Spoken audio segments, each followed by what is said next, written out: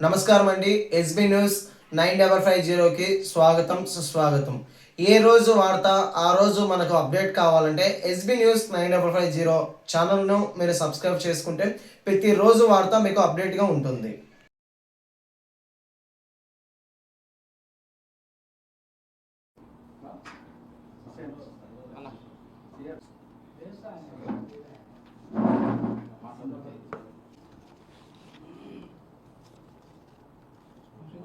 ఈ ర్యాంపు కొట్టాలనుకుంటే దాన్ని కూడా కొట్టేస్తాం.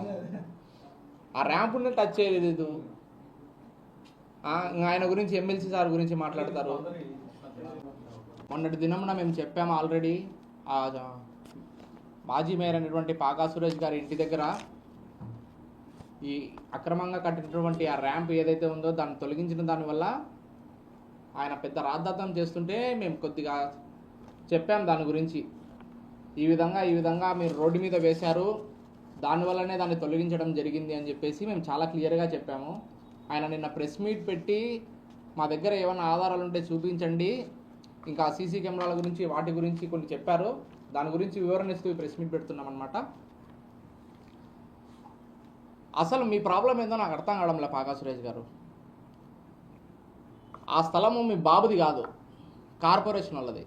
మీ బాబు స్థలం అయితే మీరు ఇది నా బాబు స్థలము, నా బాబు స్థలంలోకి మీరెవరు వచ్చి పగలగొట్టడానికి తొలగించడానికి అని చెప్పేసి చెప్పుకోవచ్చు. మేము క్లియర్గా చెప్పాం, కడప నగరంలో ఎక్కడైనా సరే ఈ విధంగా క్లాంకిట్ రాళ్లతో ర్యాంపులు ఎవరైనా ఏర్పాటు చేస్తారా? ఎవరైనా ఏర్పాటు చేశారా? ఎవరు ఏర్పాటు చేయరు మనిషి అనేవాడు ఎవడు కూడా. ఈ స్టోన్స్ ఇంత క్లియర్గా కనపడుతున్నాయి. కార్పొరేషన్ వారు సర్కిళ్లలో సుందరీకరణకు ఉపయోగించినటువంటి స్టోన్స్ ఇవి.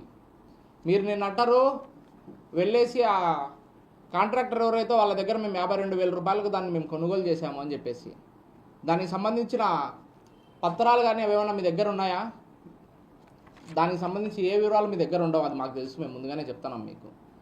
సర్కిళ్లలో మిగిలిపోయిన రాళ్ళన్నీ దొంగతనంగా తెచ్చుకొని మీరు వేసుకున్నారు. లేకపోతే నిన్న ఆ ప్రెస్ మీట్లో అందరినీ కూర్చోబెట్టి వీళ్ళు చెప్పారు, వీళ్ళు దొంగతందాలు పెట్టుకున్నారని చెప్పినప్పుడు ఇది బిల్లు, నేను దీన్ని 52,000 కొన్నానని చూపించే సత్తా మీ దగ్గర లేకనే మేము 52,000 కాంట్రాక్టర్ మేము ఎందుకు అడుగుతాము? నువ్వు పోయి అడుక్కో కాంట్రాక్టర్ను పోయి. అయినా నువ్వు వాళ్ళని పిలుచుకొచ్చినట్టు ఆ కాంట్రాక్టర్ని కూడా పిలుచుకొచ్చి కూర్చోబెట్టుకొని 52,000 రూపాయలకు నీ దగ్గర కొన్నానో లేదో చెప్పు స్వామి అట్లా అని చెప్పి నువ్వు వచ్చి భంగపడుకో అయిపోను. నేను అందరినీ పిలిపించుకొని వాళ్ళని భయపడించి భయభ్రాంతాలకు గురి చేసి తెచ్చినావు. మేము కూడా సామాన్య ప్రజలమేయా, మాకు కూడా అది ఇబ్బంది ఉంది కాబట్టి దాన్ని తొలగించమని కంప్లైంట్ ఇచ్చినాం. నువ్వు వాళ్ళని భయపడించిన మాత్రం ఆ వాస్తవం కాకుండా పోదు.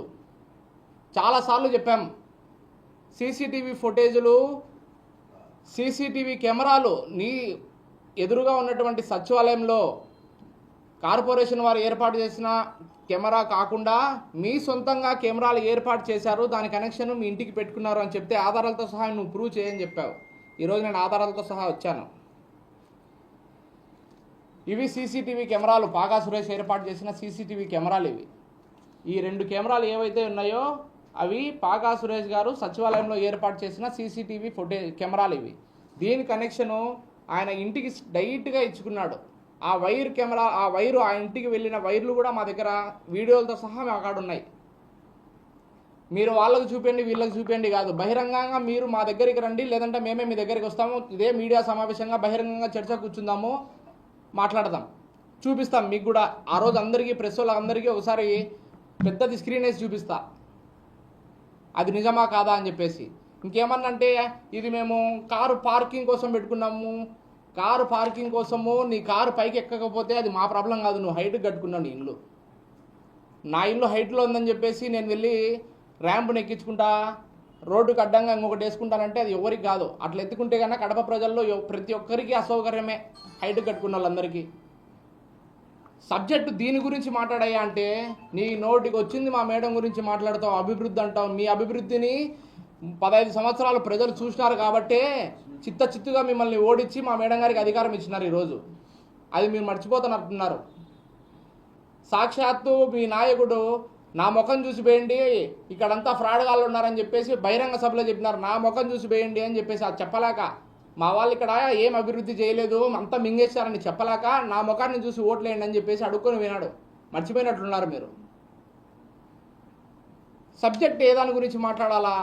నువ్వు కాంక్రీట్ రాళ్ళతో నీ ఇంటి దగ్గర ర్యాంప్ ఎందుకు వేసినావు, కాలువ అది మెయిన్ రోడ్డు మీద, ఇది సబ్జెక్టు. నీ సబ్జెక్టు గురించి మాట్లాడడం చేత కాకపోతే క్లాసులు తీసుకో మీ పార్టీ వాళ్ళ దగ్గర. నీ రోడ్డుకి వచ్చింది ఏదంటే అది మాట్లాడద్దు. ఇంకొకటి చెప్తావు, ఆ రెడ్డి హుసేన్ అనే పేరు, ఆ ఇన్ఛార్జ్ పేరు చెప్పడానికి కూడా నాకు అసహ్యం ఇస్తుంది. నా పేరు చెప్పాలంటే నీకు భయం. నీ డివిజన్లో ఇంతవరకు ఏ నాయకుడు ఇంత ధీటుగా నిలవల్లా. వణుకుతున్నావు నువ్వు. మేము వచ్చినప్పటి నుండి మేము ఎవరిని పోయి కలిస్తే వాళ్ళకి ఫోన్లు చేస్తావు. ఎందుకు ఆ పిల్లోడితో మాట్లాడుతున్నావే, ఎందుకు ఆ పార్టీ వాళ్ళతో మాట్లాడుతున్నావే అని చెప్పి. ఎందుకు అంత భయము? ఇంతకుముందు నువ్వు అట్లా భయపడినావు కాబట్టే యునానిమస్ చేయించుకున్నావు నీ ఎలక్షన్ పోటీనే లేకోకుండా. నువ్వు నిజాయితీగా నీకు దమ్ము ధైర్యం ఉంటే 3 నెలల్లో సార్వత్రిక ఎన్నికలు వస్తున్నాయి. నువ్వు ఇంత అభివృద్ధి గురించి నిన్ను ఇంత మాట్లాడినావు, మీ పార్టీ వాళ్ళు చేసిన అభివృద్ధి గురించి ఇంత మాట్లాడినారు కదా. 3 నెలల్లో జరిగే సార్వత్రిక ఎన్నికలలో, స్థానిక సంస్థల ఎన్నికలలో నువ్వు పోటీకి రా నా మీద. నువ్వు విజయం సాధించు. ఆ రోజు చెప్పు. మా మేడం గారికి సలహా ఇచ్చేంత స్థాయిలో నువ్వు లేవు.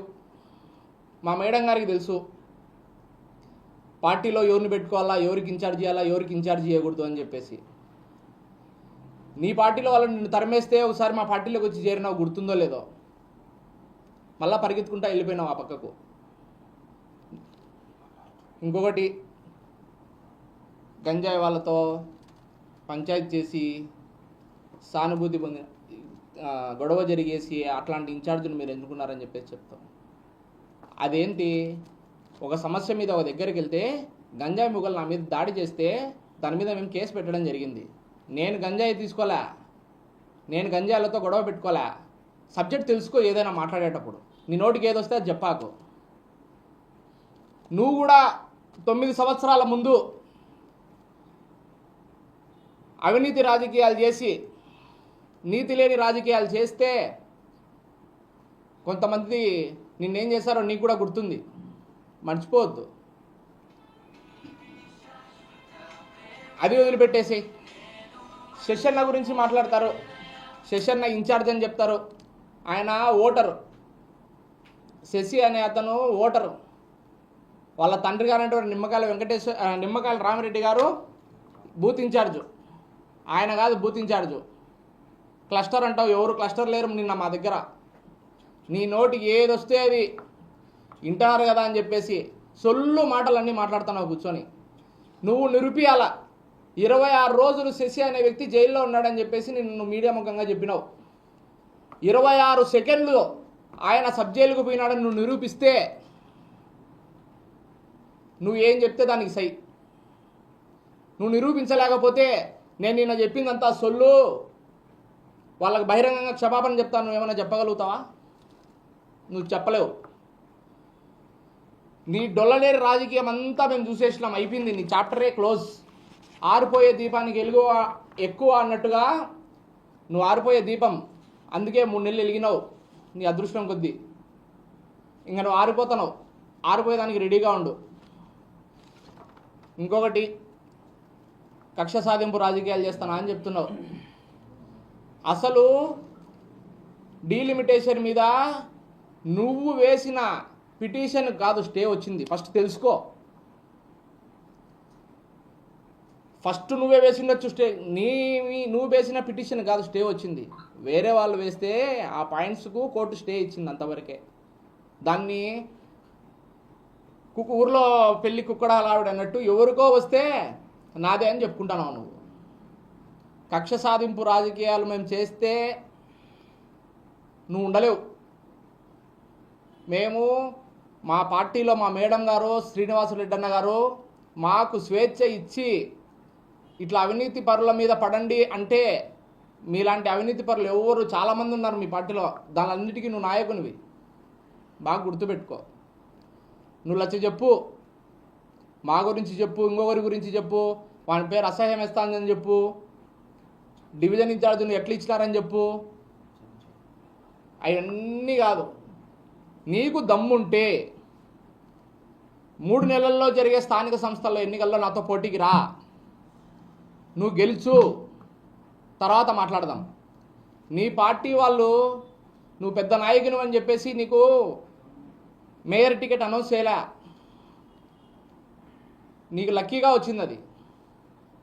ఆ లక్కీగా వచ్చింది 3 నెలలు గడుపుకున్నావు, అదేదో పేరు వేసుకుంటున్నావు మాజీ మేయర్ అని చెప్పేసి, దాంతో ఆనందపడు. ఈసారి నువ్వు కార్పొరేటర్గా కూడా కాలేవు. అది దృష్టిలో పెట్టుకొని ఏదన్నా ఉంటే సబ్జెక్టు గురించి మాట్లాడేటైతే ప్రెస్ మీట్లు పెట్టు, లేదా అభివృద్ధి గురించి మాట్లాడాలంటే కన్నా ఆల్రెడీ మీకు తీర్పు ఇచ్చేసినారు ప్రజలు. కడప ప్రజల్లో మీకు క్లియర్ కట్గా తీర్పు ఇచ్చేసినారు. మీరు అవినీతి చేయలేదు, దోచుకున్నారని చెప్పేసి మిమ్మల్ని ఓడించి పక్కన కూర్చోబెట్టినారు, గుర్తుపెట్టుకోండి. ఇంకా కొన్ని మాట్లాడినావు చెంచాగాళ్ళ అని చెప్పేసి.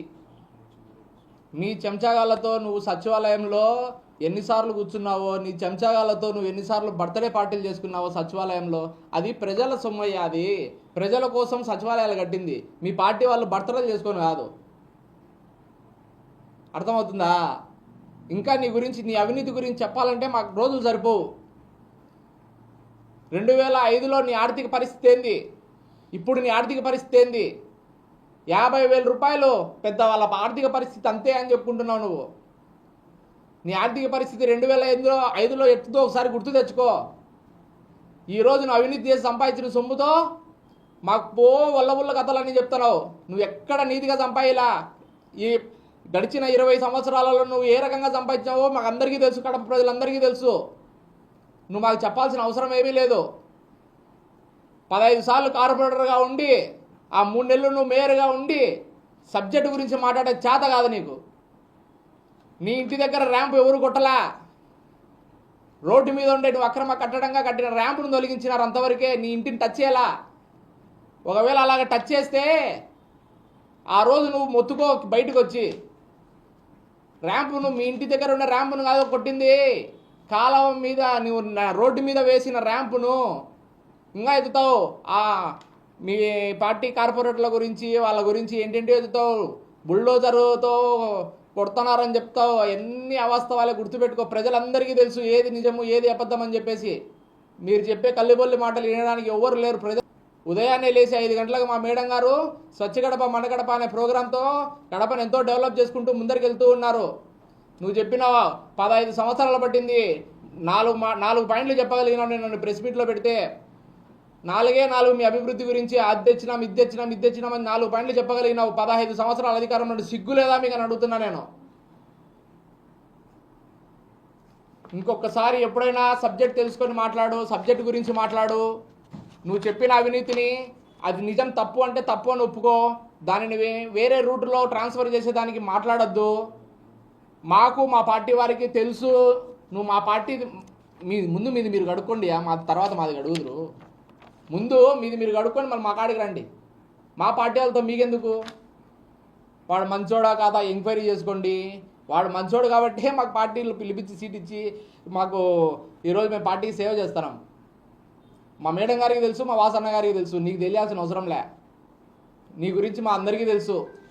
ఎక్కడ అధికారం ఉంటే అక్కడ వాలిపోవాలని చూస్తూ ఉంటావు ఎప్పుడు కావాలంటే అప్పుడు. నీలా అట్లా పార్టీలు మారే రకం కాదు మేము. బాగా గుర్తుపెట్టుకో. మళ్ళా ఇంకొకసారి నీ ఇష్టం వచ్చినట్టు ఎక్కడ పడితే అక్కడ ఏది పడితే అది వాగినావంటే దానికి ధీటుగా సమాధానం చెప్పగలుగుతాం. ఇది బాగా గుర్తుపెట్టుకో.